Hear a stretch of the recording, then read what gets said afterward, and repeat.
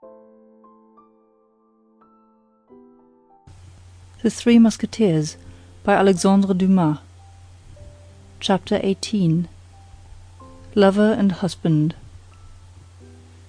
Ah, madame, said D'Artagnan, entering by the door which the young woman opened for him, allow me to tell you that you have a bad sort of husband. You have, then, overheard our conversation? Asked Madame Bonacieux, eagerly and looking at D'Artagnan with disquiet. The whole. But how, my God? By a mode of proceeding known to myself, and by which I likewise overheard the more animated conversation which he had with the cardinal's police. And what did you understand by what we said? 1,000 things. In the first place, that, unfortunately, your husband is a simpleton and a fool. In the next place, you are in trouble, of which I am very glad, as it gives me an opportunity of placing myself at your service, and God knows I am ready to throw myself into the fire for you. Finally, that the queen wants a brave, intelligent, devoted man to take a journey to London for her. I have at least 2 of the 3 qualities you stand in need of, and here I am. Madame Bonacieux made no reply, but her heart beat with joy and secret hope shone in her eyes. "And what guarantee will you give me," asked she, "if I consent to confide this message to you?" "My love for you. Speak, command. What is to be done?" My God, murmured the young woman, ought I to confide such a secret to you, monsieur? You are almost a boy. I see that you require someone to answer for me.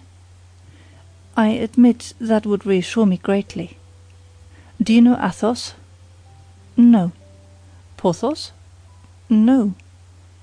Aramis? No. Who are these gentlemen? 3 of the king's musketeers. Do you know Monsieur de Tréville, their captain?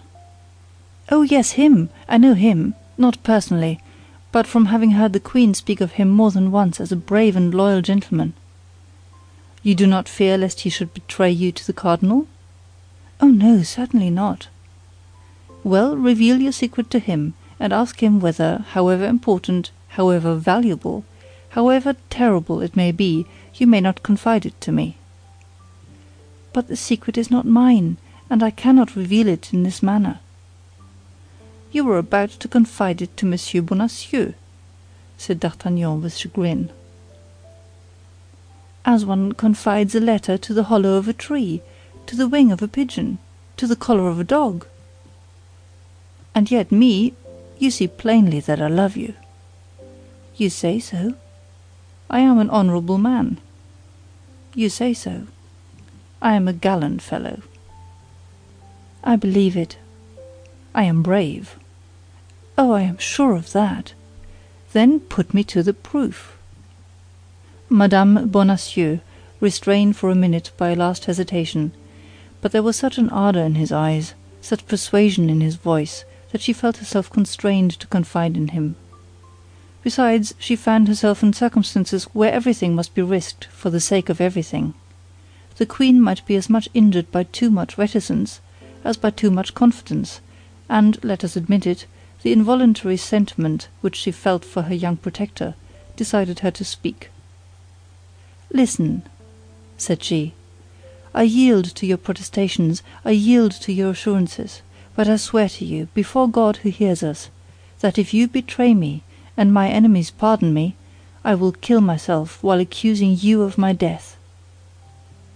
"And I swear to you before God, madame," said D'Artagnan, "that if I am taken while accomplishing the orders you give me, I will die sooner than do anything that may compromise anyone."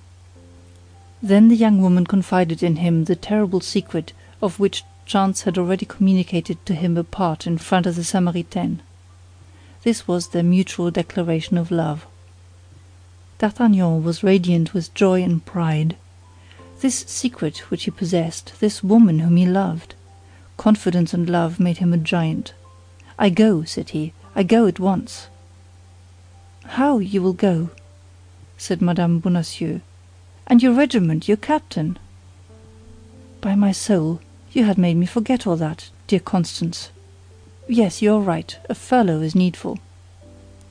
"Still another obstacle," murmured Mme. Bonacieux, sorrowfully. "As to that," cried D'Artagnan, after a moment of reflection, "I shall surmount it, be assured." "How so?" "I will go this very evening to Tréville, whom I will request to ask this favor for me of his brother-in-law, Monsieur Dessessart." "But another thing." "What?" asked D'Artagnan, seeing that Mme. Bonacieux hesitated to continue. "You have, perhaps, no money?" "Perhaps is too much," said D'Artagnan, smiling. "Then," replied Mme. Bonacieux, opening a cupboard and taking from it the very bag which a half-hour before her husband had caressed so affectionately, "take this bag." "The cardinal's!" cried D'Artagnan, breaking into a loud laugh, he having heard, as may be remembered, thanks to the broken boards, every syllable of the conversation between the mercer and his wife. "The cardinal's," replied Mme. Bonacieux. "You see, it makes a very respectable appearance." "Pardieu!" cried D'Artagnan, "it will be a double amusing affair to save the queen with the cardinal's money." "You are an amiable and charming young man," said Mme. Bonacieux. "Be assured you will not find her Majesty ungrateful." "Oh, I am already grandly recompensed," cried D'Artagnan. "I love you. You permit me to tell you that I do. That is already more happiness than I dared to hope." "Silence!" said Mme. Bonacieux, starting. "What?" "Someone is talking in the street." "It is the voice of my husband! Yes, I recognize it." D'Artagnan ran to the door and pushed the bolt. "He shall not come in before I am gone," said he, "and when I am gone you can open to him." "But I ought to be gone too. And the disappearance of his money, how am I to justify it if I am here?" "You are right, we must go out." "Go out? How? He will see us if we go out." "Then you must come up into my room." "Ah!" said Mme. Bonacieux, "you speak that in a tone that frightens me." Mme. Bonacieux pronounced these words with tears in her eyes. D'Artagnan saw those tears, and, much disturbed, softened, he threw himself at her feet. "With me you will be as safe as in a temple, I give you my word of a gentleman." "Let us go," said she. "I place full confidence in you, my friend." D'Artagnan drew back the bolt with precaution, and both, light as shadows, glided through the interior door into the passage, ascended the stairs as quietly as possible, and entered D'Artagnan's chambers. Once there, for greater security, the young man barricaded the door.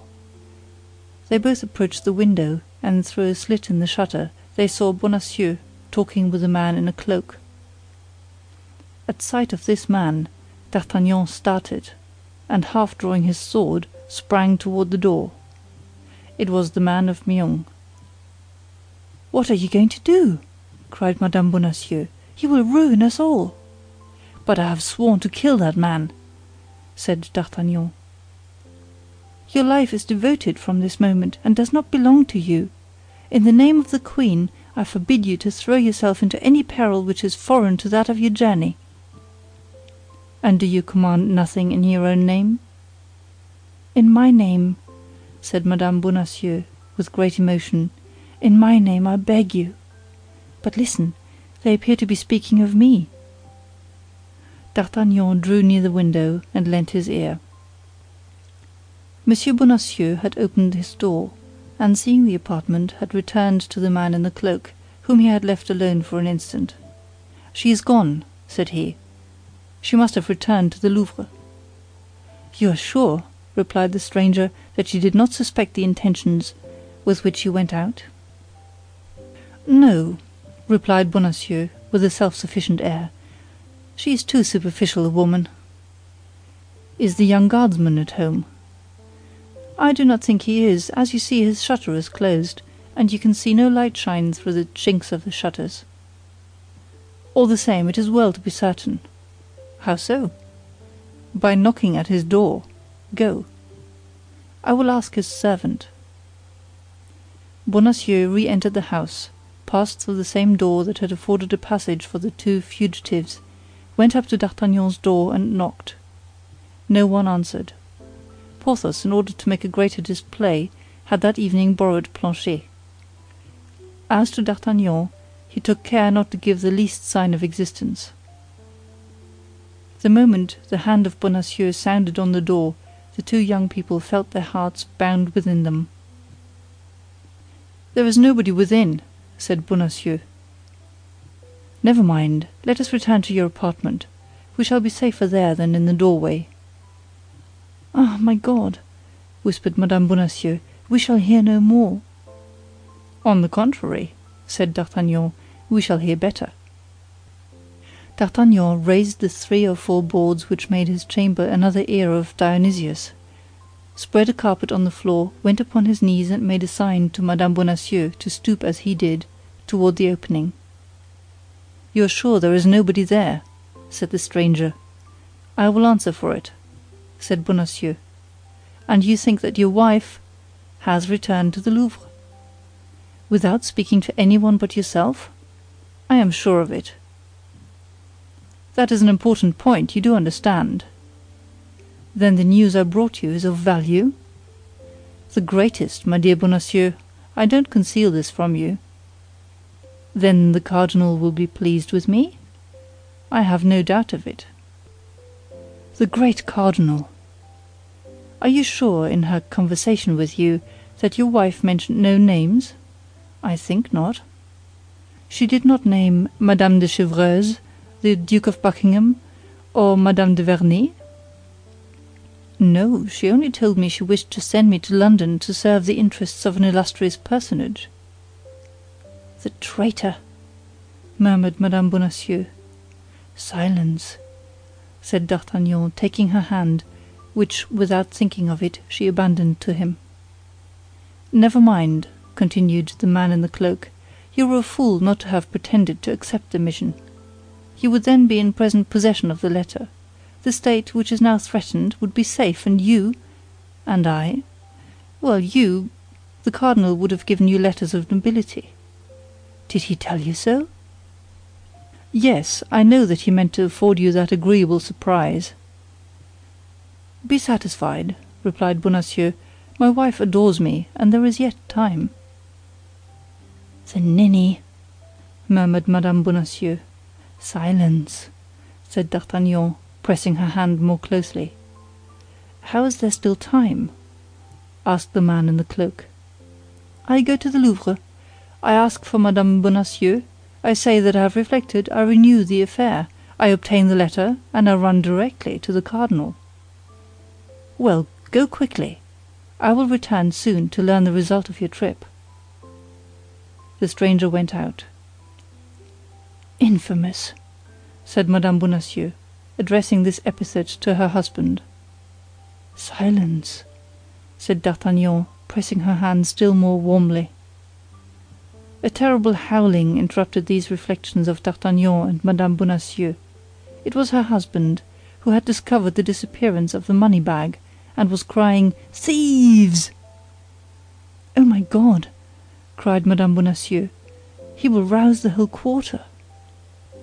Bonacieux called a long time, but as such cries, on account of their frequency, brought nobody to the Rue du Fossoyeur, and as lately the mercer's house had a bad name, finding that nobody came, he went out continuing to call, his voice being heard fainter and fainter as he went in the direction of the Rue du Bac. "Now he is gone, it is your turn to get out," said Mme. Bonacieux. "Courage, my friend, but above all, prudence, and think what you owe to the queen." "To her and to you," cried D'Artagnan. "Be satisfied, beautiful Constance. I shall become worthy of her gratitude, but shall I likewise return worthy of your love?" The young woman only replied by the beautiful glow which mounted to her cheeks.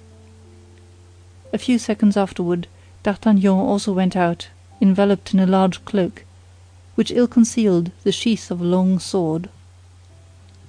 Mme. Bonacieux followed him with her eyes, with that long, fond look with which she had turned the angle of the street.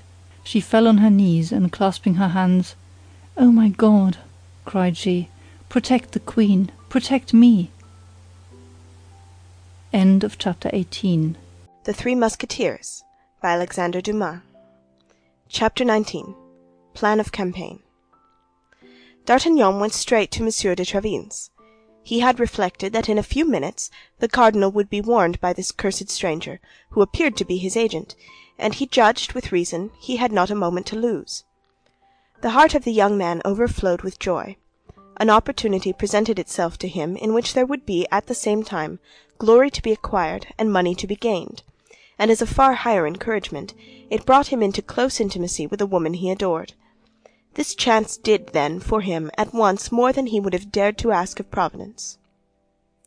Monsieur de Tréville was in his salon with his habitual court of gentlemen. D'Artagnan, who was known as a familiar of the house, went straight to his office, and sent word that he wished to see him on something of importance. D'Artagnan had been there scarcely 5 minutes when Monsieur de Tréville entered. At the first glance, and by the joy which was painted on his countenance, the worthy captain plainly perceived that something new was afoot. All the way along D'Artagnan had been consulting with himself whether he should place confidence in Monsieur de Tréville, or whether he should only ask him to give him carte blanche for some secret affair. But Monsieur de Tréville had always been so thoroughly his friend, had always been so devoted to the king and queen, and hated the cardinal so cordially, that the young man resolved to tell him everything.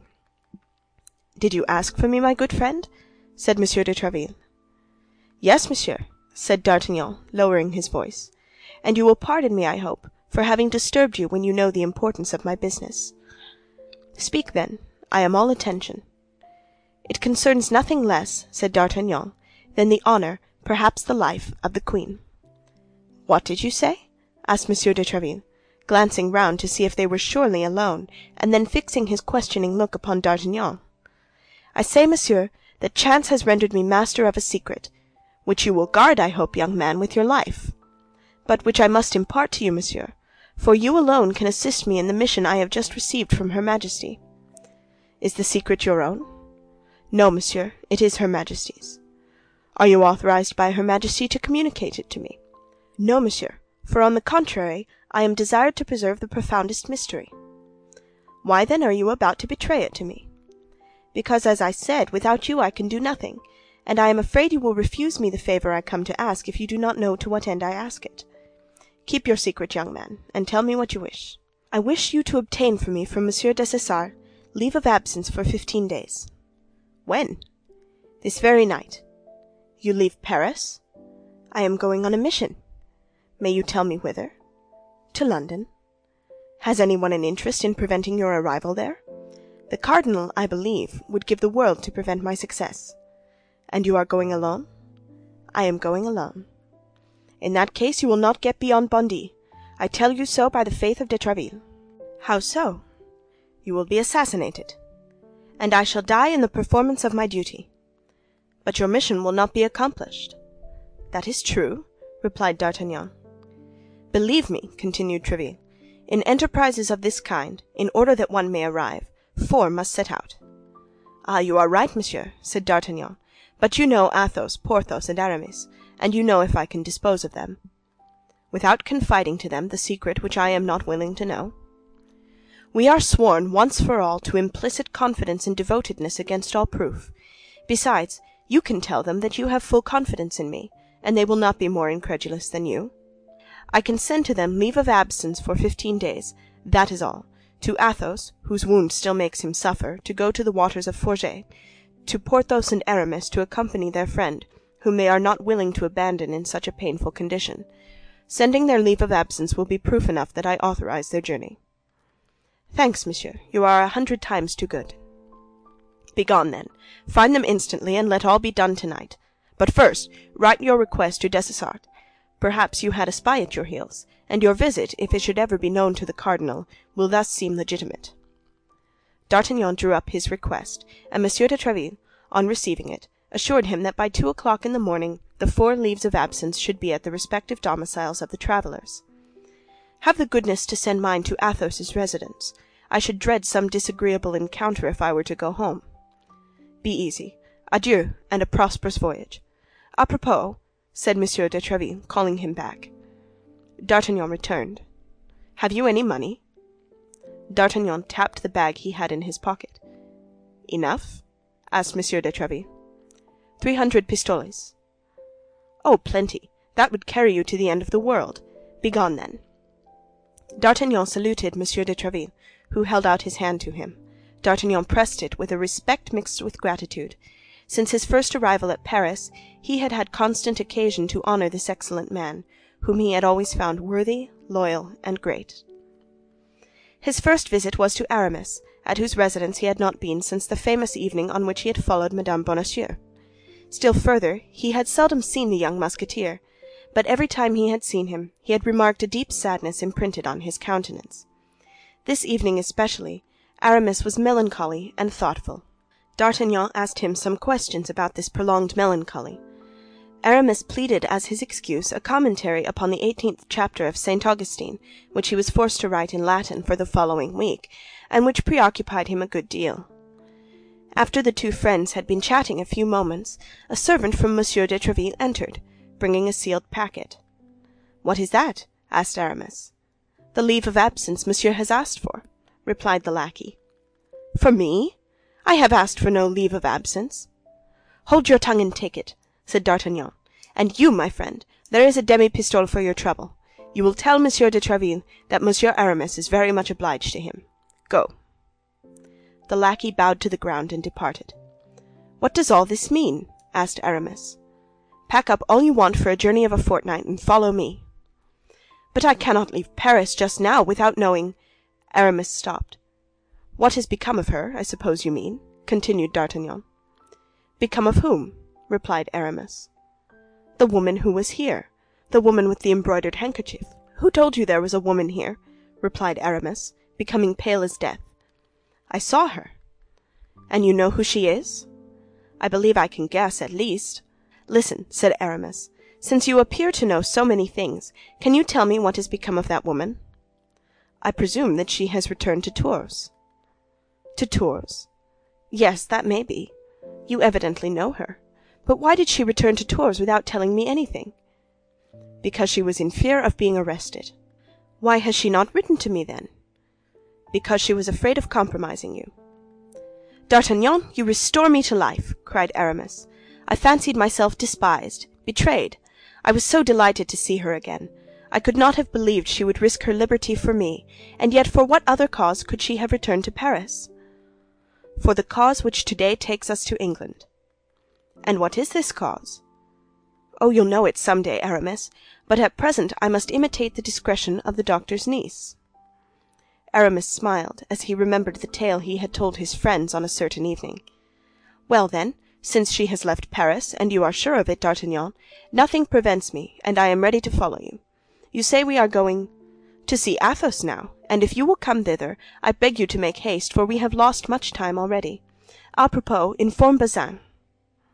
"Will Bazin go with us?" asked Aramis. "Perhaps so. At all events, it is best that he should follow us to Athos." Aramis called Bazin, and after having ordered him to join them at Athos's residence, said, "Let us go, then," at the same time taking his cloak, sword, and 3 pistols, opening uselessly 2 or 3 drawers to see if he could not find stray coin. When well assured this search was superfluous, he followed D'Artagnan, wondering to himself how this young guardsman should know so well who the lady was to whom he had given hospitality, and that he should know better than himself what had become of her. Only as they went out, Aramis placed his hand upon the arm of D'Artagnan, and looking at him earnestly, "You have not spoken of this lady," said he. "To nobody in the world?" "Not even to Athos or Porthos?" "I have not breathed a syllable to them." "Good enough." Tranquil on this important point, Aramis continued his way with D'Artagnan, and both soon arrived at Athos's dwelling.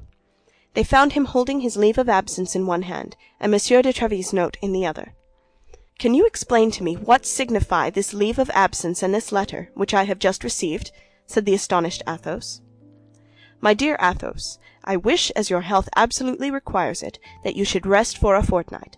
Go then and take the waters of Forget, or any that may be more agreeable to you, and recuperate yourself as quickly as possible. Yours affectionate, de Tréville." "Well, this leave of absence and that letter mean that you must follow me, Athos." To the waters of Forget? There or elsewhere? In the king's service? Either the king's or the queen's. Are we not their majesties' servants? At that moment Porthos entered. "Pardieu," said he, "here is a strange thing. Since when, I wonder, in the Musketeers, did they grant men leave of absence without their asking for it?" "Since," said D'Artagnan, "they have friends who ask it for them."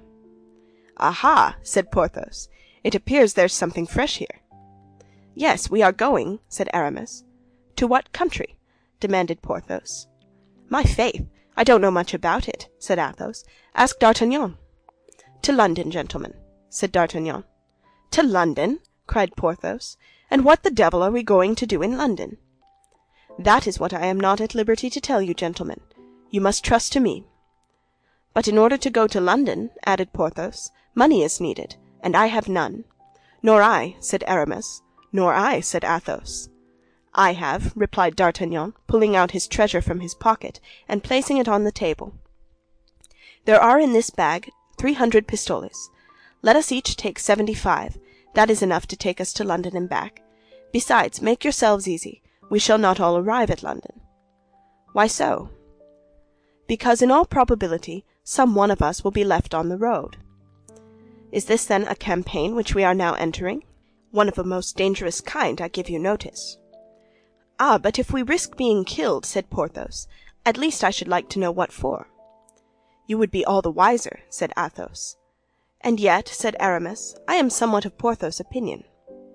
"Is the king accustomed to give you such reasons? No, he says to you jauntily, 'Gentlemen, there is fighting going on in Gascony or in Flanders, go and fight,' and you go there. Why? You need give yourselves no more uneasiness about this." "D'Artagnan is right," said Athos. "Here are our 3 leaves of absence which came from Monsieur de Tréville, and here are 300 pistoles which came from I don't know where. So let us go and get killed where we are told to go. Is life worth the trouble of so many questions? D'Artagnan, I am ready to follow you." "And I also," said Porthos. "And I also," said Aramis. "And indeed I am not sorry to quit Paris. I had need of distraction." "Well, you will have distractions enough, gentlemen, be assured," said D'Artagnan. "And now when are we to go?" asked Athos. "Immediately," replied D'Artagnan. "We have not a minute to lose." "Hello, Grimaud, Planchet, Mousqueton, Bazin!" cried the 4 young men, calling their lackeys. "Clean my boots, and fetch the horses from the hotel." Each Musketeer was accustomed to leave at the general hotel, as at a barrack, his own horse and that of his lackey. Planchet, Grimaud, Mousqueton, and Bazin set off at full speed. "Now let us lay down the plan of campaign," said Porthos. "Where do we go first?" "To Calais," said D'Artagnan. "That is the most direct line to London." "Well," said Porthos, "this is my advice." "Speak." 4 men traveling together would be suspected. D'Artagnan will give each of us his instructions. I will go by the way of Boulogne to clear the way. Athos will set out 2 hours after, by that of Amiens. Aramis will follow us by that of Noyon. As to D'Artagnan, he will go by what route he thinks is best, in Planchet's clothes, while Planchet will follow us like D'Artagnan, in the uniform of the Guards. "Gentlemen," said Athos, "my opinion is that it is not proper to allow lackeys to have anything to do in such an affair. A secret may by chance be betrayed by gentlemen, but it is almost always sold by lackeys." "Porthos' plan appears to me to be impracticable," said D'Artagnan, "inasmuch as I am myself ignorant of what instructions I can give you. I am the bearer of a letter, that is all. I have not, and I cannot make 3 copies of that letter, because it is sealed. We must then, as it appears to me, travel in company. This letter is here in this pocket," and he pointed to the pocket which contained the letter. "If I should be killed, one of you must take it, and continue the route. If he be killed, it will be another's turn, and so on, provided a single one arrives. That is all that is required." "Bravo, D'Artagnan! Your opinion is mine," cried Athos. "Besides, we must be consistent. I am going to take the waters, you will accompany me. Instead of taking the waters at Forget, I go and take sea waters. I am free to do so. If anyone wishes to stop us, I will show Monsieur de Tréville's letter, and you will show your leaves of absence. If we are attacked, we will defend ourselves. If we are tried, we will stoutly maintain that we were only anxious to dip ourselves a certain number of times in the sea. They would have an easy bargain of 4 isolated men, whereas 4 men together make a troop. We will arm our 4 lackeys with pistols and musketoons. If they send an army out against us, we will give battle, and the survivor, as D'Artagnan says, will carry the letter." "Well said," cried Aramis. "You don't often speak, Athos, but when you do speak it is like St. John of the Golden Mouth. I agree to Athos's plan. And you, Porthos?" "I agree to it too," said Porthos, "if D'Artagnan approves of it. D'Artagnan, being the bearer of the letter, is naturally the head of the enterprise. Let him decide, and we will execute." "Well," said D'Artagnan, "I decide that we should adopt Athos's plan, and that we set off in half an hour." "Agreed," shouted the 3 Musketeers in chorus. Each one, stretching out his hand to the bag, took his 75 pistoles, and made his preparations to set out at the time appointed. End of chapter 19. The Three Musketeers, by Alexandre Dumas. Chapter 20. The Journey. At 2 o'clock in the morning, our 4 adventurers left Paris by the Barrière Saint-Denis. As long as it was dark, they remained silent. In spite of themselves, they submitted to the influence of obscurity, and apprehended ambushes on every side. With the first rays of day, their tongues were loosened; with the sun, gaiety revived. It was like the eve of a battle; the heart beat, the eyes laughed, and they felt that the life they were perhaps going to lose was, after all, a good thing. Besides, the appearance of the caravan was formidable. The black horses of the Musketeers, their martial carriage, with the regimental step of these noble companions of the soldier, would have betrayed the most strict incognito. The lackeys followed, armed to the teeth. All went well till they arrived in Chantilly, which they reached about 8 o'clock in the morning. They needed breakfast, and alighted at the door of an auberge, recommended by a sign representing St. Martin giving half his cloak to a poor man. They ordered the lackeys not to unsaddle the horses, and to hold themselves in readiness to set off again immediately. They entered the common hall, and placed themselves at table. A gentleman, who had just arrived by the route of Dammartin, was seated at the same table, and was breakfasting. He opened the conversation about rain and fine weather. The travellers replied. He drank to their good health, and the travellers returned his politeness. But at the moment Mousqueton came to announce that the horses were ready, and they were arising from table, the stranger proposed to Porthos to drink the health of the cardinal. Porthos replied that he asked no better if the stranger, in his turn, would drink the health of the king. The stranger cried that he acknowledged no other king but his Eminence. Porthos called him drunk, and the stranger drew his sword. "You have committed a piece of folly," said Athos, "but it can't be helped. There is no drawing back. Kill the fellow, and rejoin us just as soon as you can." All 3 remounted their horses, and set out at a good pace, while Porthos was promising his adversary to perforate him with all the thrusts known in the fencing schools. "There goes one!" cried Athos, at the end of 500 paces. "But why did that man attack Porthos rather than any one of us?" "Because, as Porthos was talking louder than the rest of us, he took him for the chief," said D'Artagnan. "I always said that this cadet from Gascony was a well of wisdom," murmured Athos, and the travellers continued their route. At Beauvais they stopped for 2 hours, as well to breathe their horses a little as to wait for Porthos.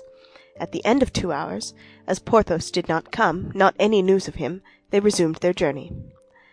At a league from Beauvais, where the road was confined between 2 high banks, they fell in with 8 or 10 men, who, taking advantage of the road being unpaved in this spot, appeared to be employed in digging holes and filling up the ruts with mud. Aramis, not liking to soil his boots with this artificial mortar, apostrophized them rather sharply. Athos wished to restrain him, but it was too late. The labourers began to jeer the travellers, and by their insolence disturbed the equanimity even of the cool Athos, who urged on his horse against one of them. Then each of these men retreated as far as the ditch, from which each took a concealed musket. The result was that our 7 travellers were outnumbered in weapons.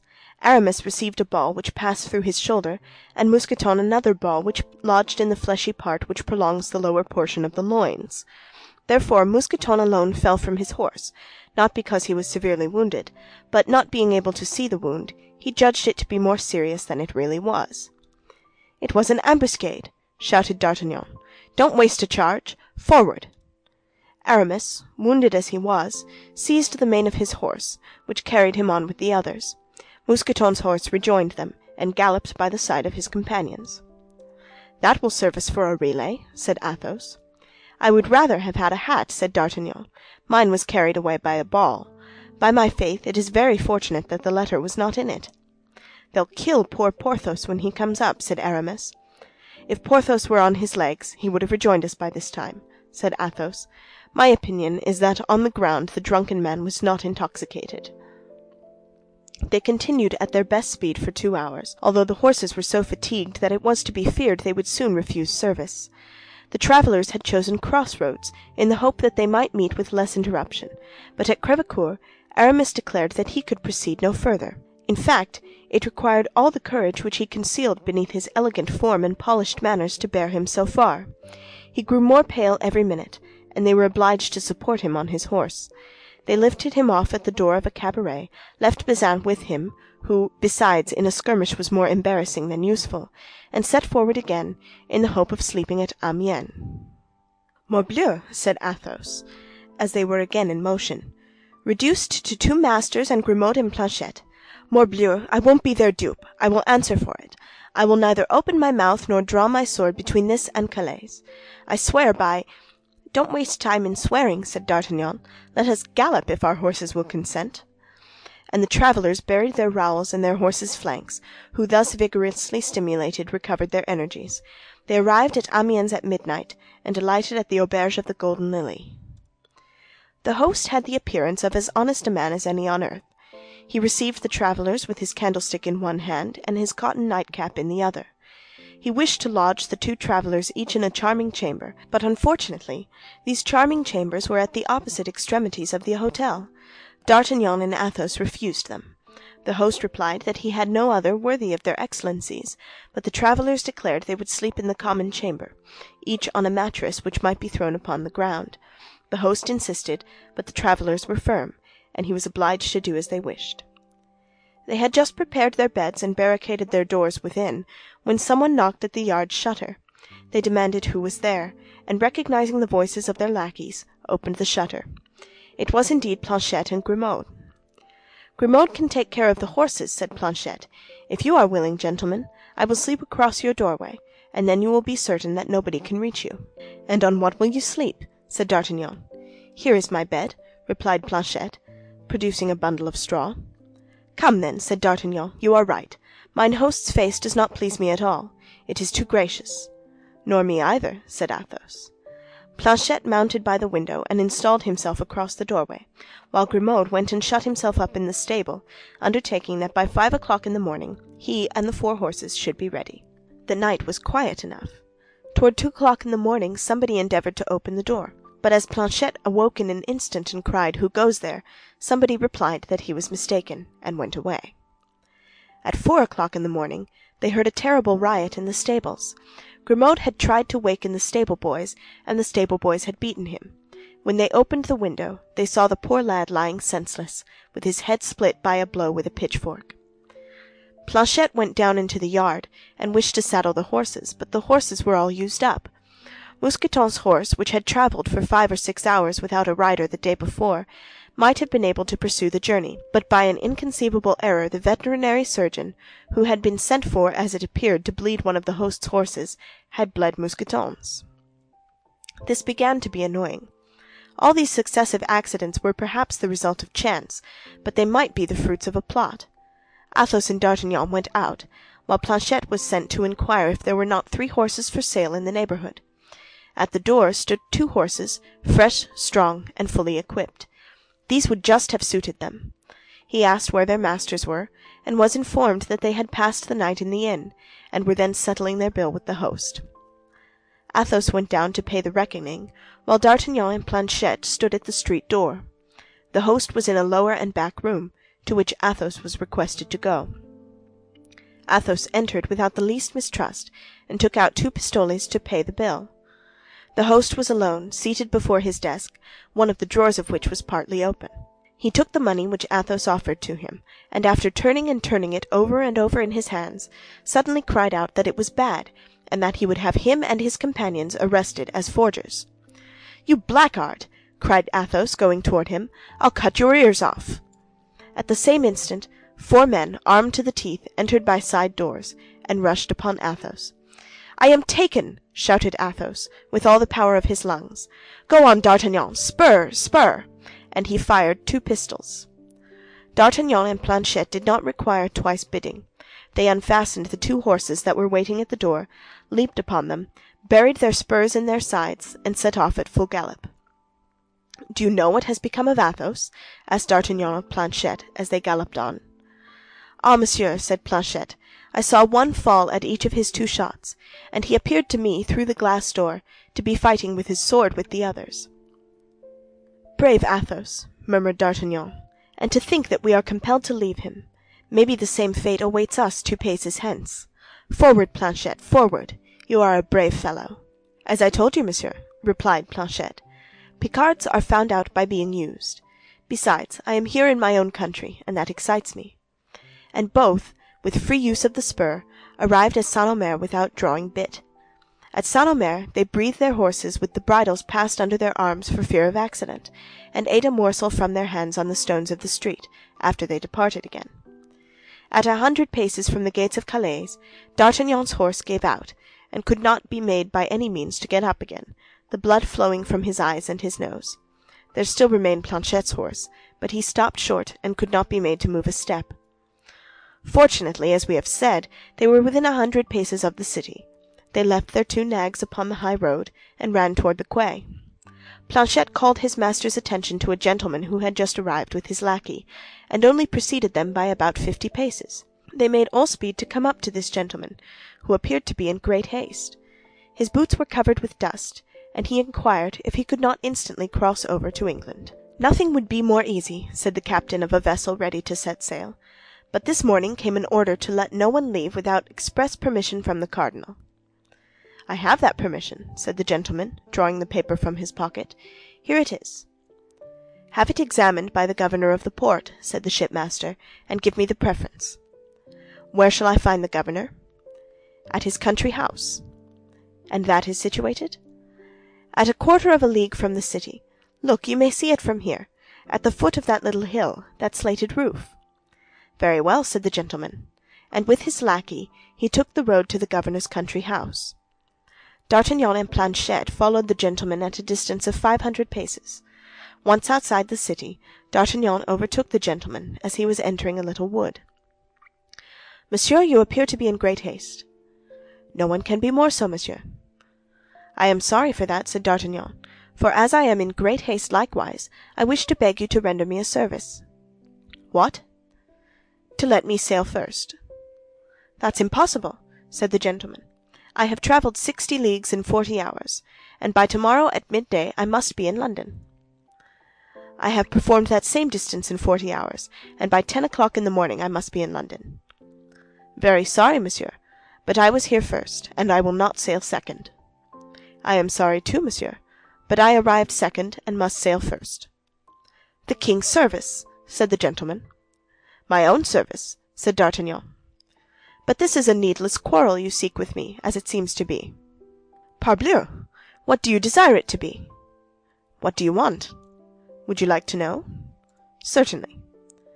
"Well, then, I wish that order of which you are bearer, seeing that I have not one of my own, and must have one."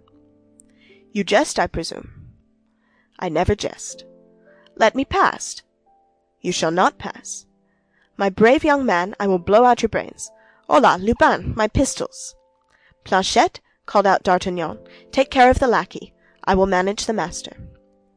Planchet, emboldened by the first exploit, sprang upon Lupin, and being strong and vigorous, he soon got him on the broad of his back, and placed his knee upon his breast. "Go on with your affair, monsieur," cried Planchet. "I have finished mine." Seeing this, the gentleman drew his sword, and sprang upon D'Artagnan. But he had too strong an adversary. In 3 seconds D'Artagnan had wounded him 3 times, exclaiming at each thrust, "One for Athos, one for Porthos, and one for Aramis." At the 3rd hit the gentleman fell like a log. D'Artagnan believed him to be dead, or at least insensible, and went toward him for the purpose of taking the order. But the moment he extended his hand to search for it, the wounded man, who had not dropped his sword, plunged the point into D'Artagnan's breast, crying, "One for you!" "And one for me, the best for last!" cried D'Artagnan, furious, nailing him to the earth with a fourth thrust through his body. This time the gentleman closed his eyes and fainted. D'Artagnan searched his pockets, and took from one of them the order for the passage. It was in the name of the Comte de Wardes. Then, casting a glance on the handsome young man, who was scarcely 25 years of age, and whom he was leaving in his gore, deprived of sense and perhaps dead, he gave a sigh for that unaccountable destiny which leads men to destroy each other for the interests of people who are strangers to them, and who often do not even know they exist. But he was soon aroused from those reflections by Lubin, who uttered loud cries and screamed for help with all his might. Planchet grasped him by the throat and pressed as hard as he could. "Monsieur," said he, "as long as I hold him in this manner he can't cry, I'll be bound, but as soon as I let go he will howl again. I know him for a Norman, and Normans are obstinate." In fact, tightly held as he was, Lubin endeavored still to cry out. "Stay," said D'Artagnan, and taking out his handkerchief, he gagged him. "Now," said Planchet, "let us bind him to a tree." This being properly done, they drew the Comte de Wardes close to his servant, and as night was approaching, and the wounded man and the bound man were at some little distance within the wood, it was evident they were likely to remain there till the next day. "And now," said D'Artagnan, "to the governor's." "But you are wounded, it seems," said Planchet. "Oh, that's nothing. Let us attend to what is more pressing first, and then we will attend to my wound. Besides, it does not seem very dangerous." And they both set forward as fast as they could toward the country house of the worthy functionary.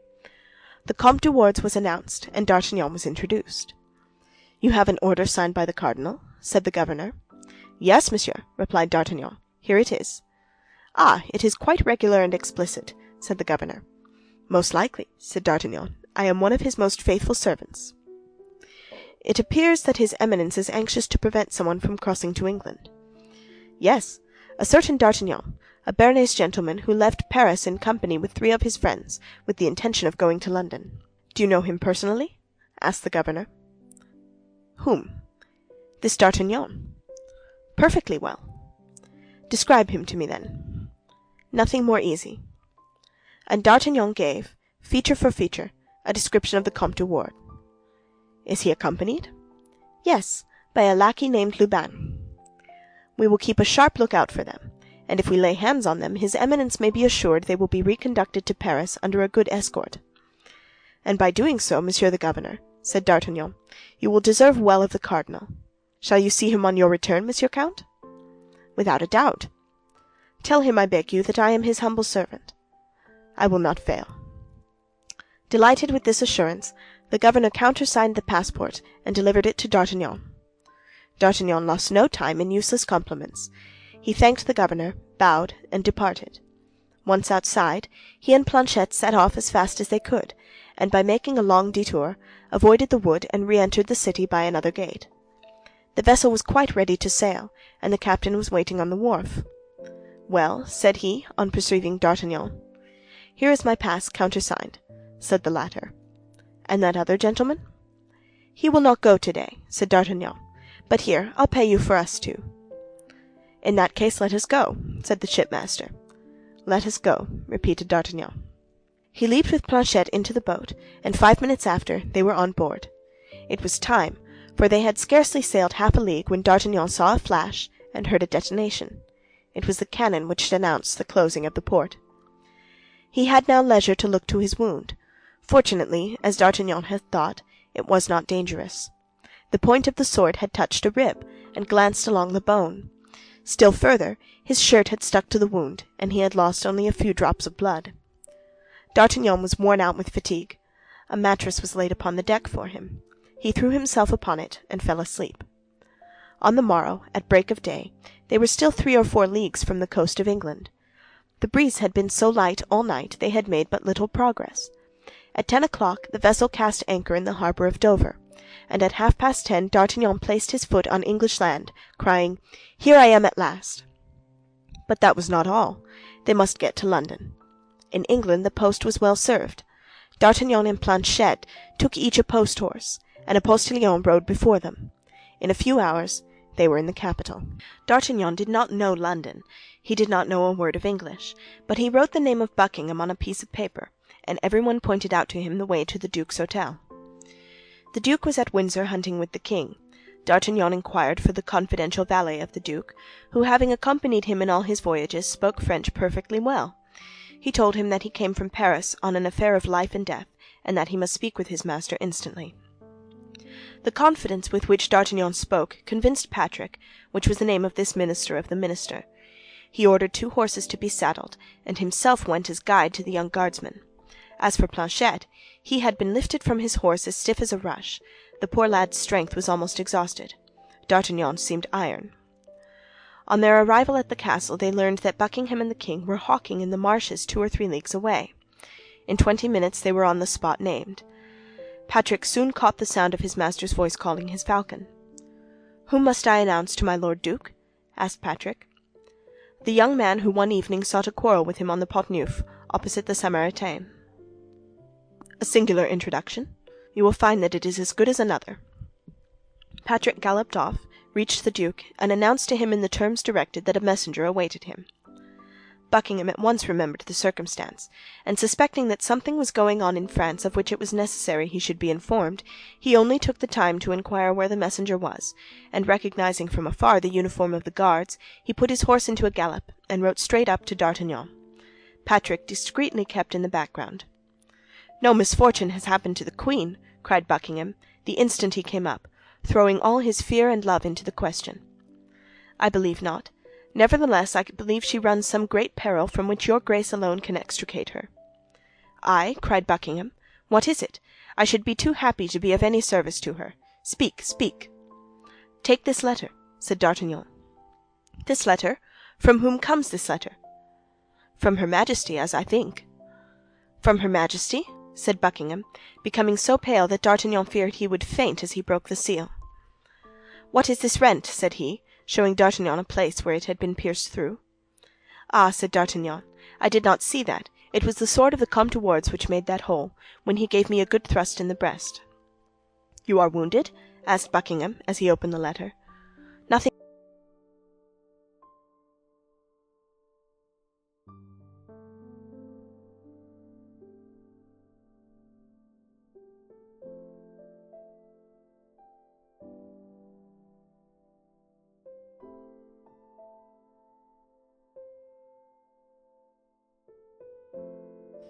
The Three Musketeers by Alexandre Dumas, Chapter 21. The Countess de Winter. As they rode along, the duke endeavored to draw from D'Artagnan not all that had happened, but what D'Artagnan himself knew. By adding all that he heard from the mouth of this young man to his own remembrances, he was enabled to form a pretty exact idea of a position of the seriousness of which, for the rest, the Queen's letter, short but explicit, gave him the clue. But that which astonished him the most was that the cardinal, so deeply interested in preventing this young man from setting his foot in England, had not succeeded in arresting him on the road. It was then, upon the manifestation of this astonishment, that D'Artagnan related to him the precaution taken, and how, thanks to the devotion of his 3 friends, whom he had left scattered and bleeding on the road, he had succeeded in coming off with a single sword thrust, which had pierced the queen's letter, and for which he had repaid Monsieur de Wardes with such terrible coin.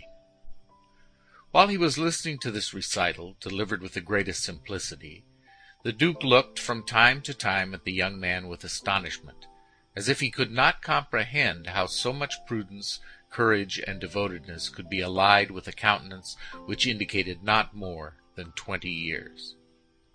The horses went like the wind, and in a few minutes they were at the gates of London. D'Artagnan imagined that on arriving in town the duke would slacken his pace, but it was not so. He kept on his way at the same rate, heedless about upsetting those whom he met on the road. In fact, in crossing the city 2 or 3 accidents of this kind happened, but Buckingham did not even turn his head to see what became of those he had knocked down. D'Artagnan followed him amid cries which strongly resembled curses. On entering the court of his hotel, Buckingham sprang from his horse, and without thinking what became of the animal, threw the bridle on his neck, and sprang toward the vestibule. D'Artagnan did the same, with a little more concern, however, for the noble creatures whose merits he fully appreciated. but he had the satisfaction of seeing 3 or 4 grooms run from the kitchens and the stables and busy themselves with the steeds. The Duke walked so fast that D'Artagnan had some trouble in keeping up with him. He passed through several apartments, of an elegance of which even the greatest nobles of France had not even an idea, and arrived at length in a bedchamber, which was at once a miracle of taste and of richness. In the alcove of this chamber was a door, concealed in the tapestry, which the Duke opened with a little gold key which he wore suspended from his neck by a chain of the same metal. With discretion D'Artagnan remained behind, but at the moment when Buckingham crossed the threshold he turned round, and seeing the hesitation of the young man, "Come in," cried he, "and if you have the good fortune to be admitted to Her Majesty's presence, tell her what you have seen." Encouraged by this invitation, D'Artagnan followed the Duke, who closed the door after them. The two found themselves in a small chapel, covered with a tapestry of Persian silk, worked with gold, and brilliantly lighted with a vast number of candles. Over a species of altar, and beneath a canopy of blue velvet, surmounted by white and red plumes, was a full-length portrait of Anne of Austria, so perfect in its resemblance that D'Artagnan uttered a cry of surprise on beholding it. One might believe the queen was about to speak. On the altar, and beneath the portrait, was the casket containing the diamond studs. The Duke approached the altar, knelt as a priest might have done before a crucifix, and opened the casket. "There," said he, drawing from the casket a large bow of blue ribbon all sparkling with diamonds. "There are the precious studs which I have taken an oath should be buried with me. The Queen gave them to me. The Queen requires them again. Her will be done like that of God in all things." Then he began to kiss, one after another, those dear studs with which he was about to part. All at once he uttered a terrible cry. "What is the matter?" exclaimed D'Artagnan anxiously. "What has happened to you, my lord?" "All is lost," cried Buckingham, becoming as pale as a corpse. "2 of the studs are wanting. There are only 10. "Can you have lost them, my lord? Or do you think they have been stolen?" "They have been stolen," replied the Duke, "and it is the cardinal who has dealt this blow. Hold, see, the ribbons which held them have been cut with scissors."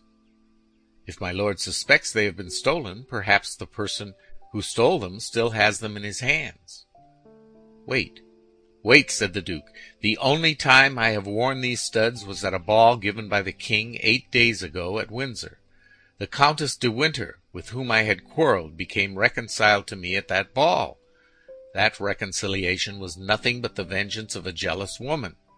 I have never seen her from that day. The woman is an agent of the cardinal." "He has agents, then, throughout the world?" cried D'Artagnan. "Oh, yes," said Buckingham, grating his teeth with rage. "Yes, he is a terrible antagonist. But when is this ball to take place?" "Monday next." "Monday next! Still 5 days before us.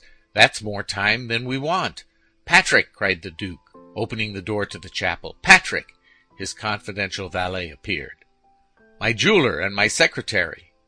The valet went out with a mute promptitude which showed him accustomed to obey blindly and without reply. But although the jeweler had been mentioned first, it was the secretary who first made his appearance. That was simply because he lived in the hotel. He found Buckingham seated at a table in his bedchamber, writing orders with his own hand. "Mr. Jackson," said he, "go instantly to the Lord Chancellor, and tell him that I charge him with the execution of these orders. I wish them to be promulgated immediately." "But, my lord, if the Lord Chancellor interrogates me upon the motives which may have led your Grace to adopt such an extraordinary measure, what shall I reply?" "That such is my pleasure, and that I will answer for my will to no man." "Will that be the answer," replied the secretary, smiling, "which he must transmit to His Majesty, if by chance His Majesty should have the curiosity to know why no vessel is to leave any of the ports of Great Britain?" "You are right, Mr. Jackson," replied Buckingham. "He will say in that case to the king that I am determined on war, and that this measure is my first act of hostility against France." The secretary bowed and retired. "We are safe on that side," said Buckingham, turning toward D'Artagnan. "If the studs are not yet gone to Paris, they will not arrive till after you." "How so?" "I have just placed an embargo on all vessels at present in His Majesty's ports, and without particular permission not one dare lift an anchor." D'Artagnan looked with stupefaction at a man who thus employed the unlimited power with which he was clothed by the confidence of a king in the prosecution of his intrigues. Buckingham saw by the expression of the young man's face what was passing in his mind, and he smiled. "Yes," said he, "yes, Anne of Austria is my true queen. Upon a word from her I would betray my country. I would betray my king. I would betray my God. She asked me not to send the Protestants of La Rochelle the assistance I promised them. I have not done so. I broke my word, it is true, but what signifies that? I obeyed my love.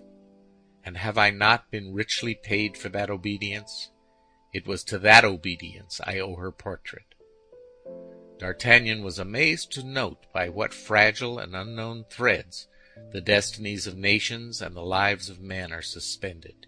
He was lost in these reflections when the goldsmith entered. He was an Irishman, one of the most skillful of his craft, and who himself confessed that he gained 100,000 livres a year by the Duke of Buckingham. "Mr. O'Reilly," said the Duke, leading him into the chapel, "look at these diamond studs, and tell me what they are worth apiece." The goldsmith cast a glance at the elegant manner in which they were set, calculated one with another what the diamonds were worth, and without hesitation said, 1,500 pistoles each, my lord." "How many days would it require to make 2 studs exactly like them? You see there are 2 wanting." 8 days, my lord." "I will give you 3,000 pistoles apiece if I can have them by the day after tomorrow." "My lord, they shall be yours." "You are a jewel of a man, Mr. O'Reilly, but that is not all. These studs cannot be trusted to anybody. It must be done in the palace." "Impossible, my lord. There is no one but myself can so execute them that one cannot tell the new from the old." "Therefore, my dear Mr. O'Reilly, you are my prisoner, and if you wish ever to leave my palace, you cannot. So make the best of it. Name to me such of your workmen as you need, and point out the tools they must bring." The goldsmith knew the Duke. He knew all objection would be useless, and instantly determined how to act. "May I be permitted to inform my wife?" said he. "Oh, you may even see her if you like, my dear Mr. O'Reilly. Your captivity shall be mild, be assured, and as every inconvenience deserves its indemnification, here is, in addition to the price of the studs, an order for 1,000 pistoles to make you forget the annoyance I cause you." D'Artagnan could not get over the surprise created in him by this minister who thus open-handed sported with men and millions. As to the goldsmith, he wrote to his wife, sending her the order for the 1,000 pistoles, and charged her to send him in exchange his most skillful apprentice, an assortment of diamonds of which he gave the names and the weights, and the necessary tools. Buckingham conducted the goldsmith to the chamber destined for him, and which at the end of a half-hour was transformed into a workshop. Then he placed a sentinel at each door with an order to admit nobody upon any pretense but his valet de chambre, Patrick. We need not add that the goldsmith, O'Reilly, and his assistant were prohibited from going out under any pretext. This point settled, the Duke turned to D'Artagnan. "Now, my young friend," said he, "England is all our own. What do you wish for? What do you desire?" "A bed, my lord," replied D'Artagnan. "At present, I confess, that is the thing I stand most in need of." Buckingham gave D'Artagnan a chamber adjoining his own. He wished to have the young man at hand, not that he at all mistrusted him, but for the sake of having someone to whom he could constantly talk of the Queen. In 1 hour after, the ordinance was published in London that no vessel bound for France should leave port, not even the packet-boat with letters. In the eyes of everyone, this was a declaration of war between the 2 kingdoms. On the day after the morrow, by 11 o'clock, the 2 diamond studs were finished, and they were so completely imitated, so perfectly alike, that Buckingham could not tell the new ones from the old ones, and experts in such matters would have been deceived as he was. He immediately called D'Artagnan. "Here," said he to him, "are the diamond studs that you came to bring, and be my witness that I have done all that human power could do." "Be satisfied, my lord. I will tell all that I have seen. But does your grace mean to give me the studs without the casket?" "The casket would encumber you. Besides, the casket is the more precious from being all that is left to me. You will say that I keep it. I will perform your commission, word for word, my lord. And now," resumed Buckingham, looking earnestly at the young man, "how shall I ever acquit myself of the debt I owe you?" D'Artagnan blushed up to the whites of his eyes. He saw that the duke was searching for a means of making him accept something, and the idea that the blood of his friends and himself was about to be paid for with English gold was strangely repugnant to him. "Let us understand each other, my lord," replied D'Artagnan, "and let us make things clear beforehand, in order that there may be no mistake. I am in the service of the King and Queen of France, and form part of the company of Monsieur Dessessart, who, as well as his brother-in-law, Monsieur de Tréville, is particularly attached to their majesties. What I have done, then, has been for the queen, and not at all for your grace. And still further, it is very probable I should not have done anything of this if it had not been to make myself agreeable to someone who is my lady as the queen is yours." "Yes," said the duke, smiling, "and I even believe that I know that other person. It is—" "My lord, I have not named her," interrupted the young man warmly. "That is true," said the duke, "and it is to this person I am bound to discharge my debt of gratitude."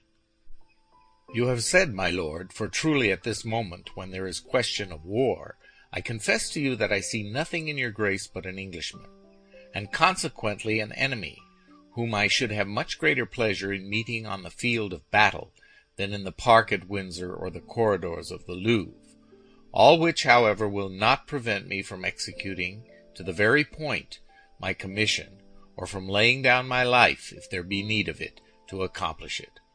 But I repeat it to your grace, without your having personally on that account more to thank me for in this second interview than for what I did for you in the first." "We say, proud as a Scotsman," murmured the Duke of Buckingham. "And we say, proud as a Gascon," replied D'Artagnan. "The Gascons are the Scots of France." D'Artagnan bowed to the duke and was retiring.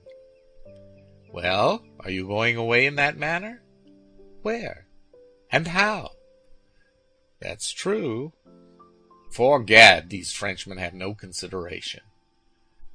I had forgotten that England was an island and that you were the king of it. Go to the riverside, ask for the brig Sund, and give this letter to your captain. He will convey you to a little port where certainly you are not expected, and which is ordinarily only frequented by fishermen."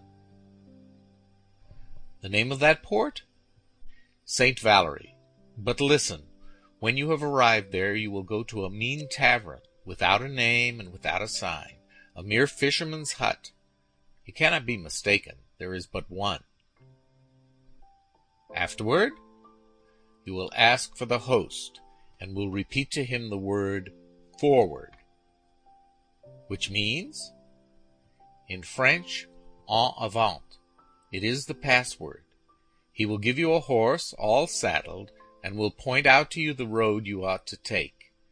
You will find, in the same way, 4 relays on your route. If you will give at each of these relays your address in Paris, the 4 horses will follow you thither. You already know 2 of them, and you appeared to appreciate them like a judge.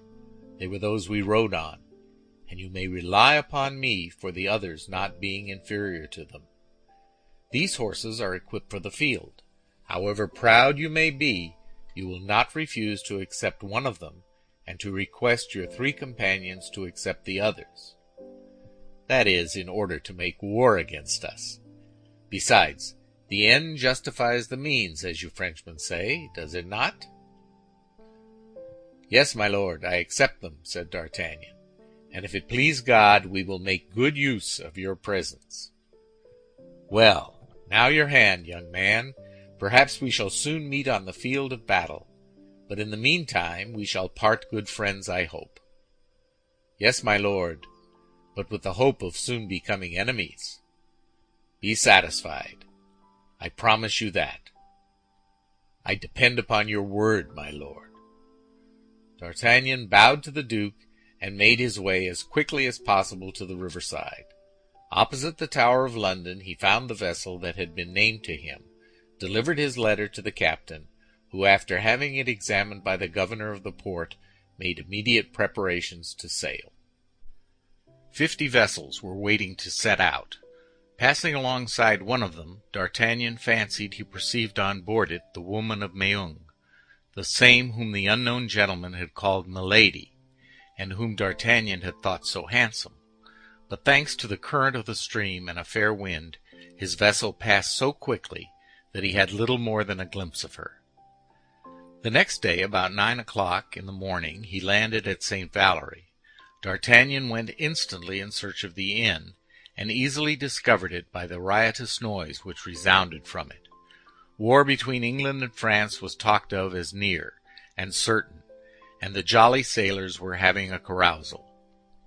D'Artagnan made his way through the crowd, advanced toward the host, and pronounced the word, "Forward." The host instantly made him a sign to follow, went out with him by a door which opened into a yard, led him to the stable where a saddled horse awaited him, and asked him if he stood in need of anything else. "I want to know the route I am to follow," said D'Artagnan. "Go from hence to Blangy, and from Blangy to Neufchâtel. At Neufchâtel go to the tavern of the Golden Harrow. Give the password to the landlord, and you will find, as you have here, a horse ready saddled." "Have I anything to pay?" demanded D'Artagnan. "Everything is paid," replied the host, "and liberally. Begone, and may God guide you." "Amen," cried the young man, and set off at full gallop. 4 hours later he was in Neufchâtel. He strictly followed the instructions he had received.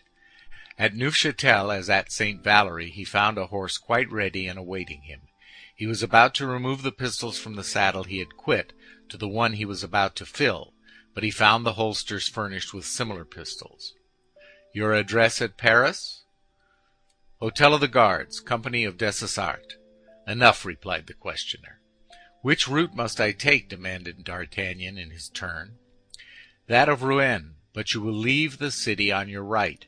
You must stop at the little village of Écueil, in which there is but one tavern, the Shield of France. Don't condemn it from appearances. You will find a horse in the stables quite as good as this." "The same password?" "Exactly. Adieu, master. A good journey, gentlemen. Do you want anything?" D'Artagnan shook his head and set off at full speed. At Écueil the same scene was repeated. He found as provident a host and a fresh horse. He left his address as he had done before, and set off again at the same pace for Pontoise. At Pontoise he changed his horse for the last time, and at 9 o'clock galloped into the yard of Tréville's hotel. He had made nearly 60 leagues in little more than 12 hours. Monsieur de Tréville received him as if he had seen him that same morning, only, when pressing his hand a little more warmly than usual, he informed him that the Company of Dessessart was on duty at the Louvre, and that he might repair at once to his post. End of chapter 21. The Three Musketeers by Alexandre Dumas. Chapter 22. The Ballet of La Merlaison. On the morrow, nothing was talked of in Paris but the ball, which the aldermen of the city were to give the king and queen, and in which their majesties were to dance the famous La Merlaison, the favorite ballet of the king. 8 days had been occupied in preparations at the Hôtel de Ville for this important evening. The city carpenters had erected scaffolds upon which the invited ladies were to be placed. The city grocer had ornamented the chambers with 200 flambeaux of white wax, a piece of luxury unheard of at that period. and 20 violins were ordered, and the price for them fixed at double the usual rate, upon condition, said the report, that they should be played all night. At 10 o'clock in the morning, the Sieur de Lacoste, ensign in the King's Guards, followed by 2 officers and several archers of that body, came to the city registrar named Clement, and demanded of him all the keys of the rooms and offices of the hotel. These keys were given up to him instantly. Each of them had a ticket attached to it, by which it might be recognized, and from that moment the Sieur de Lacoste was charged with the care of all the doors and all the avenues. At 11 o'clock came in his turn Duhallier, captain of the guards, bringing with him 50 archers, who were distributed immediately throughout the Hôtel de Ville at the doors assigned them. At 3 o'clock came 2 companies of the guards, one French, the other Swiss. The company of French guards was composed of half of Monsieur Duhallier's men and half of Monsieur Dessessart's men. At 6 in the evening the guests began to come. As fast as they entered, they were placed in the grand saloon, on the platforms prepared for them. At 9 o'clock Madame la Première Présidente arrived. As next to the Queen she was the most considerable personage of the fête, she was received by the city officials and placed in a box opposite to that which the Queen was to occupy. At 10 o'clock the King's collation, consisting of preserves and other delicacies, was prepared in the little room on the side of the Church of Saint Jean, in front of the silver buffet of the city, which was guarded by 4 archers. At midnight great cries and loud acclamations were heard. It was the King, who was passing through the streets which led from the Louvre to the Hôtel de Ville, and which were all illuminated with colored lanterns. Immediately the aldermen, clothed in their robes and preceded by 6 sergeants, each holding a flambeau in his hand, went to attend upon the King, whom they met on the steps, where the provost of the merchants made him a speech of welcome, a compliment to which his Majesty replied with an apology for coming so late, laying the blame upon the cardinal, who had detained him till 11 o'clock, talking of affairs of state. His Majesty in full dress was accompanied by His Royal Highness, Monsieur le Comte de Soissons, by the Grand Prior, by the Duc de Longueville and the Duc de Boeuf, by the Comte d'Harcourt, by the Comte de la Roche-Guyon, by Monsieur de Liancourt, by Monsieur de Baradas, and by Comte de Cramail and the Chevalier de Souveret. Everybody noticed that the King looked dull and preoccupied. A private room had been prepared for the King and another for Monsieur. At each of these closets was placed masquerade dresses. The same had been done for the Queen and Madame the President. The nobles and ladies of their Majesties' suites were to dress 2 by 2 in chambers prepared for the purpose. Before entering his closet, the King desired to be informed the moment the cardinal arrived. Half an hour after the entrance of the King, fresh acclamations were heard. These announced the arrival of the Queen. The aldermen did as they'd done before, and preceded by their sergeants, advanced to receive their illustrious guest. The Queen entered the great hall, and it was remarked that, like the King, she looked dull and even weary. At the moment she entered, the curtain of the small gallery, which to that time had been closed, was drawn, and the pale face of the cardinal appeared, he being dressed as a Spanish cavalier. His eyes were fixed upon those of the Queen, and a smile of terrible joy passed over his lips. The Queen did not wear her diamond studs. The Queen remained for a short time to receive the compliments of the city dignitaries and to reply to the salutations of the ladies. All at once the King appeared with the cardinal at one of the doors of the hall. The cardinal was speaking to him in a low voice, and the King was very pale. The King made his way through the crowd without a mask and the ribbons of his doublet scarcely tied. He went straight to the Queen, and in an altered voice said, "Why, madame, have you not thought proper to wear your diamond studs, when you know it would give me so much gratification?" The Queen cast a glance around her, and saw the cardinal behind, with a diabolical smile on his countenance.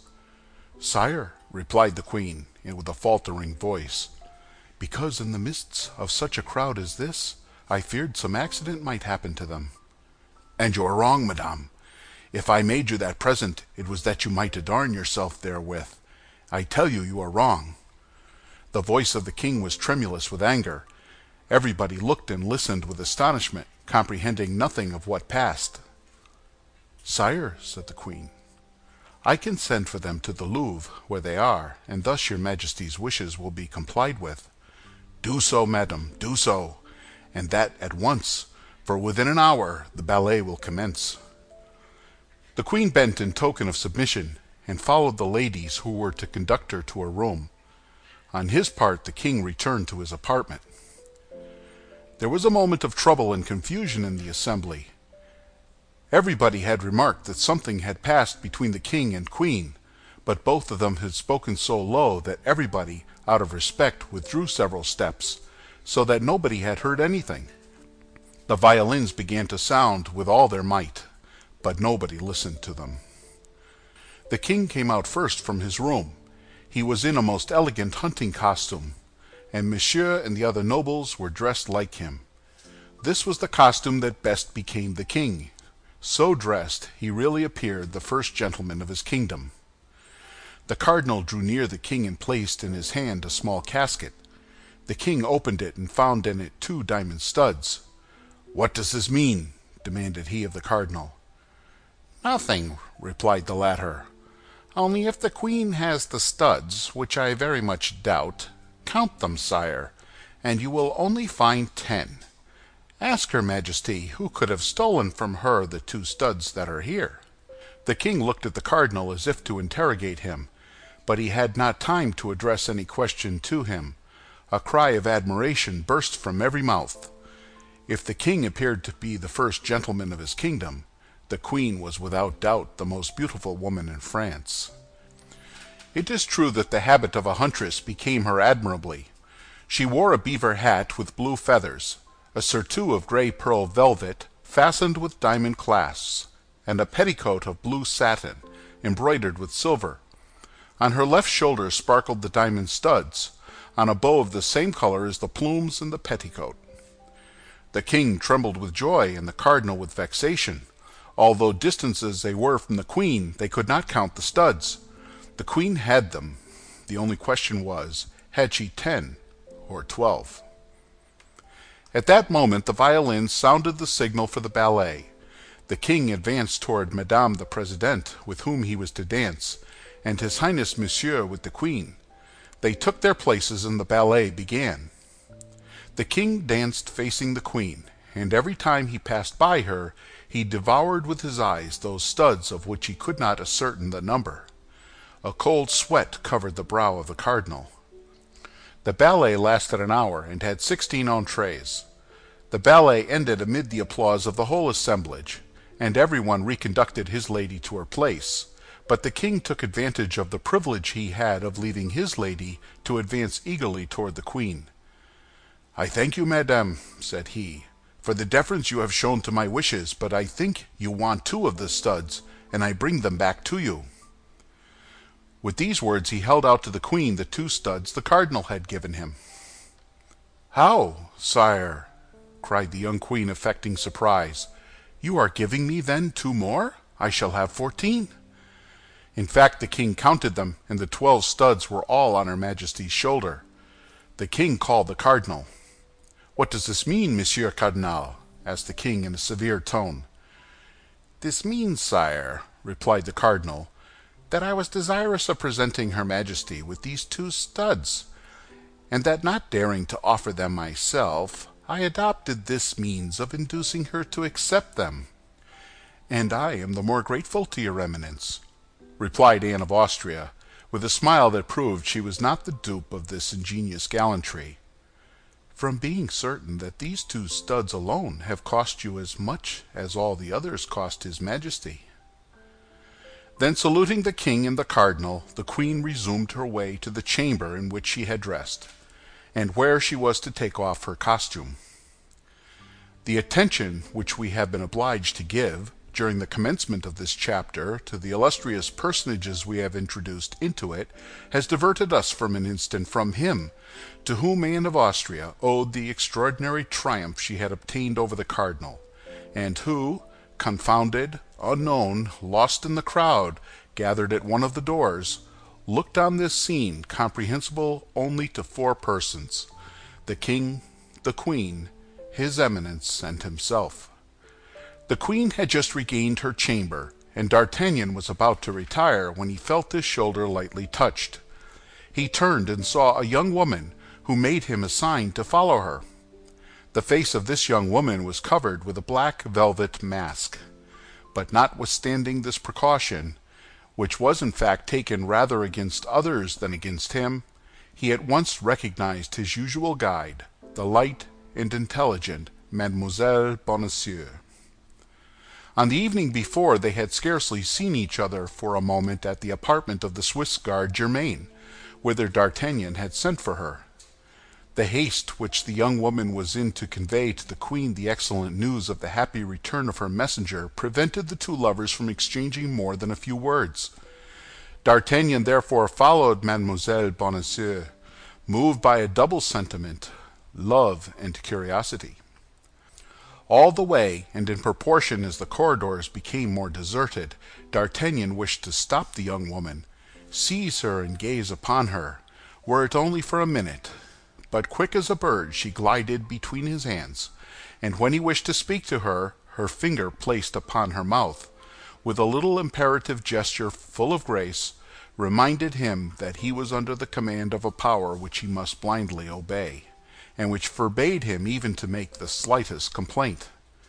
At length, after winding about for a minute or two, Mademoiselle Bonacieux opened the door of a closet, which was entirely dark, and led D'Artagnan into it. There she made a fresh sign of silence and opened a second door concealed by tapestry. The opening of this door disclosed a brilliant light, and she disappeared. D'Artagnan remained a moment motionless, asking himself where he could be. But soon a ray of light which penetrated through the chamber, together with the warm and perfumed air which reached him from the same aperture, the conversation of two of three ladies in language at once respectful and refined, and the word majesty several times repeated, indicated clearly that he was in a closet attached to the queen's apartment. The young man waited in comparative darkness and listened. The queen appeared cheerful and happy, which seemed to astonish the persons who surrounded her, and who were accustomed to see her almost always sad and full of care. The queen attributed this joyous feeling to the beauty of the fête, and the pleasure she had experienced in the ballet, and as it is not permissible to contradict a queen, whether she smile or weep, everybody expatiated on the gallantry of the aldermen of the city of Paris. Although D'Artagnan did not at all know the queen, he soon distinguished her voice from the others, at first by a slightly foreign accent, and next by that tone of domination naturally impressed upon all royal words. He heard her approach and withdraw from the partially opened door, and twice or three times he even saw the shadow of a person intercept the light. At length a hand and an arm, surpassingly beautiful in their form and whiteness, glided through the tapestry. D'Artagnan at once comprehended that this was his recompense.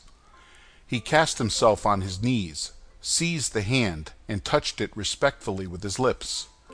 Then the hand was withdrawn, leaving in his an object which he perceived to be a ring. The door immediately closed, and D'Artagnan found himself again in complete obscurity. D'Artagnan placed the ring on his finger and again waited. It was evident that all was not yet over. After the reward of his devotion, that of his love was to come. Besides, although the ballet was danced, the evening had scarcely begun. Supper was to be served at 3, and the clock of St. Jean had struck 2:15. The sound of voices diminished by degrees in the adjoining chamber. The company was then heard departing. Then the door of the closet in which D'Artagnan was opened, and Mademoiselle Bonacieux entered. "You at last!" cried D'Artagnan. "Silence!" said the young woman, placing her hand upon his lips. "Silence, and go the same way you came." "But where and when shall I see you again?" cried D'Artagnan. "A note which you will find at home will tell you. Begone, begone!" At these words she opened the door of the corridor and pushed D'Artagnan out of the room. D'Artagnan obeyed like a child, without the least resistance or objection, which proved that he was really in love. End of chapter 22.